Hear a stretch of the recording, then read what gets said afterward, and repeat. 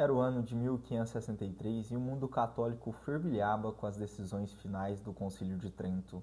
Nas montanhas do sul da Itália, onde as antigas pedras de Trivento guardavam séculos de orações sussurradas, o padre Matteo Benedetti celebrava a Santa Missa como fizera por mais de 20 anos. Naquela manhã de junho, algo perturbava profundamente sua alma. Não era a primeira vez que a dúvida o visitava. Ah, quantas vezes, durante as longas noites de inverno, ele se questionava sobre os mistérios da fé.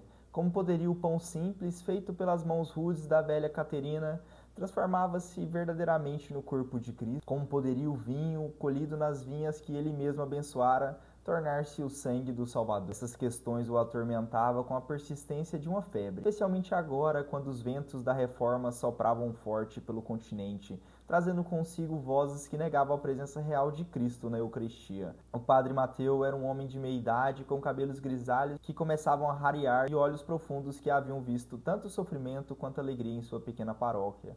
Filho de camponeses, conhecia a dureza da vida e a simplicidade da fé popular, mas também era um homem culto, que havia estudado em Roma e conhecia as sutilezas teológicas que agitavam a igreja naqueles tempos turbulentos. Naquela manhã específica, enquanto se preparava para a consagração, suas mãos tremiam ligeiramente. Não era apenas a idade ou o frio que penetrava pelas pedras antigas da igreja, era algo mais profundo, uma inquietação da alma que parecia ecoar as próprias palavras de Tomé: "Se eu não vir, não acreditarei." A igreja estava repleta, como sempre acontecia nas manhãs de domingo. Os fiéis de Trivento, gente simples e trabalhadora, ajoelhavam-se com devoção sincera de quem encontra na fé o único consolo para as agruras da existência. Havia ali o velho Giuseppe, cujas mãos calejadas pelo trabalho na terra se uniam a uma oração fervorosa, a jovem Maria, grávida de seu primeiro filho, buscava na Eucaristia a força para enfrentar os perigos do parto, e tantos outros, cada um carregando suas próprias cruzes, suas próprias esperanças. Quando chegou o momento da consagração, o padre Mateu ergueu a hóstia com solenidade. Hoc est in corpus meum,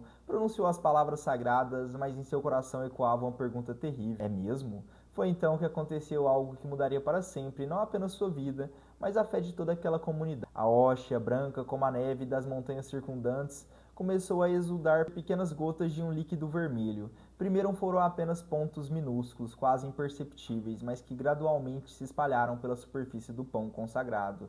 O sangue, pois era sangue, real e vivo, escorria lentamente pelas mãos trêmulas do sacerdote, pingando sobre o corporal branco como lágrimas de um amor infinito. O silêncio que se abateu sobre a igreja foi absoluto, nem mesmo o choro do bebê, nos braços de sua mãe, se fazia ouvir. Era como se o próprio tempo houvesse parado para testemunhar aquele momento sagrado. O padre Mateu, com os olhos arregalados de espanto e reverência, contemplava o milagre que se desenrolava em suas próprias mãos. Todas as suas dúvidas, todas as suas questões teológicas, todas as suas inquietações intelectuais desvaneceram-se como névoa matinal diante do sol nascente. "Meu Senhor, meu Deus", murmurou, ecoando as palavras de Tomé, quando finalmente creu.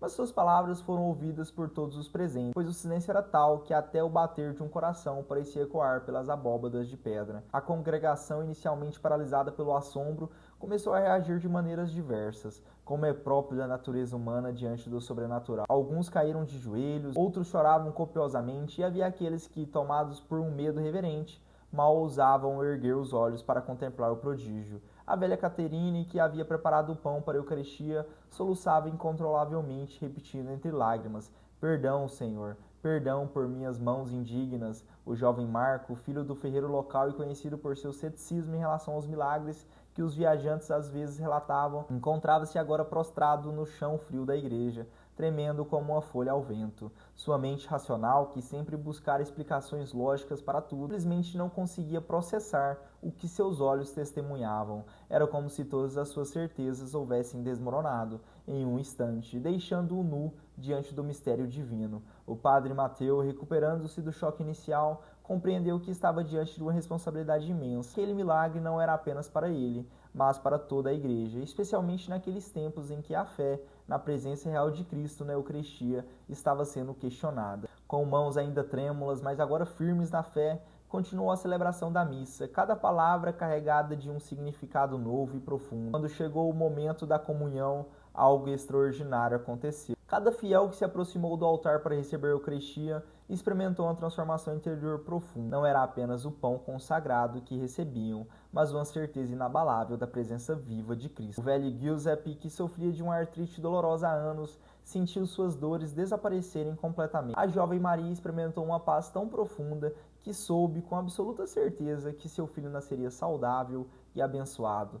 Mas o milagre não se limitou aos aspectos físicos. Era como se cada alma presente naquela igreja houvesse sido tocada por uma graça especial, uma compreensão mais profunda do mistério eucarístico. O jovem Marco, que antes duvidava, tornou-se um dos mais fervorosos defensores da fé. Anos mais tarde, ingressaria no seminário e se tornaria sacerdote, dedicando sua vida a proclamar a presença real de Cristo na Eucaristia. A notícia do milagre espalhou-se rapidamente pelas montanhas e vales circundantes. Peregrinos começaram a chegar de todas as partes da Itália e até mesmo de países distantes para venerar a hóstia milagrosa e ouvir o testemunho daqueles que haviam presenciado o prodígio. O bispo da região, inicialmente cético, conduziu uma investigação rigorosa, interrogando cada testemunha e examinando cuidadosamente os fatos. O que mais impressionava os investigadores eclesiásticos era a unanimidade dos relatos. Não havia contradições, não havia exageros fantasiosos. Todos descreviam o mesmo fenômeno. A hóstia consagrada havia sangrado com sangue vivo e real. Análises posteriores realizadas com os métodos disponíveis na época confirmaram que se tratava de sangue humano. O padre Mateu, transformado pela experiência, tornou-se um pregador eloquente da presença real de Cristo na Eucaristia.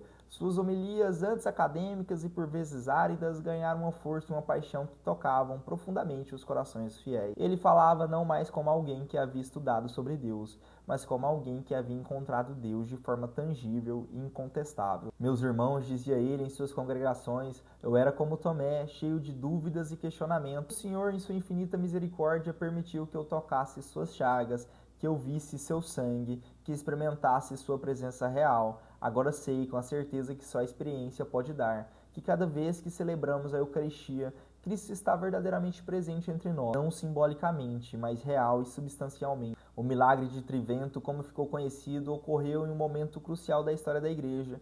O Concílio de Trento estava justamente reafirmando a doutrina da transubstanciação contra os ataques dos reformadores protestantes. Era como se o próprio Cristo queria dar um sinal inequívoco da sua presença real na Eucaristia, fortalecendo a fé dos católicos e respondendo às dúvidas que assaltavam muitos corações. A hóstia milagrosa foi preservada em um relicário especial e a igreja de Trivento tornou-se um centro de peregrinação eucarística. Muitos milagres de cura e conversões foram atribuídos à veneração da relíquia sagrada, mas talvez o maior milagre tenha sido a transformação espiritual daqueles que presenciaram o prodígio original. O padre Mateu viveu ainda muitos anos após o milagre, dedicando-se inteiramente ao serviço de Deus e à propagação da devoção eucarística. Morreu em 1598, aos 85 anos, com a reputação de santidade. Os últimos momentos foram de uma serenidade impressionante. Quando lhe trouxeram o viático, suas últimas palavras foram: venho, Senhor, venho ao encontro daquele que um dia se dignou a sangrar em minhas mãos indignas. A história do milagre de Trivento nos ensina que Deus, em sua infinita sabedoria, conhece as necessidades de cada época e de cada coração. Naquele momento crucial da história da Igreja, quando a fé na presença real de Cristo na Eucaristia estava sendo atacada, ele escolheu manifestar-se de forma tangível e incontestável, não para satisfazer a curiosidade humana, mas para fortalecer a fé dos que creem e converter os que duvidam. Como escreveu São Tomás de Aquino,